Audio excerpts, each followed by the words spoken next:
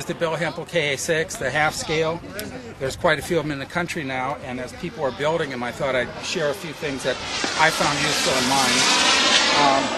mine. The kit is really well engineered, and it comes well packaged, and it's been a real joy to have fun with.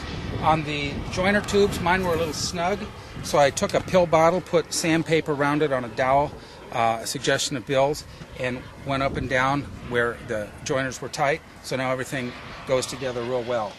On the joiner tubes on the inside, they're just a heavy cardboard, so on mine I covered it with 3 layers of 2-ounce glass, because you tend to pick it up by that joiner when you're carrying it, and it just gives a little more durability. I'll walk around the plane here and show you a few things on the back. Here it just cleans up a little bit the big gap in these old-time gliders. You can get this .com, and it's what they use on full-size gliders for gap seal. I put on some graphics and the red pink striping, but the white and the red came that way from the factory. I was real happy with it. My thanks to Asher and to Pete Goldsmith for the title Queen Mary that I borrowed from him. I just couldn't resist. I put some of the information here about it on the boom. Dry weight without lead, it was 34 pounds. So back on my elevators, I used the gap seal too.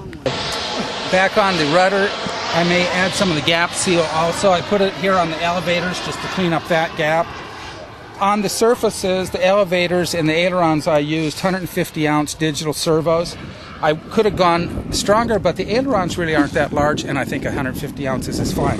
On the rudder, I went with 350 ounces because I want to be able to slip it into the wind, and you need a lot of torque on your rudder servo.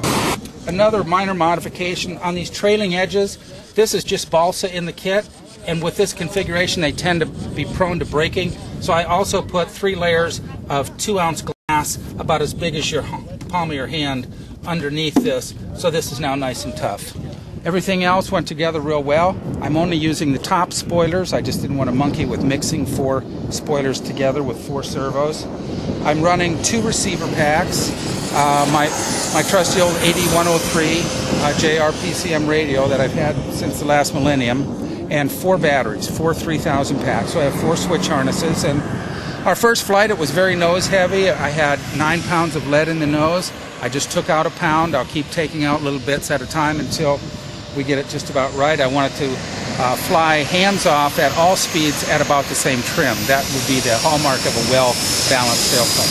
But we're going to do a little more flying here today, and hopefully you'll get to see some of those videos later on. Thanks.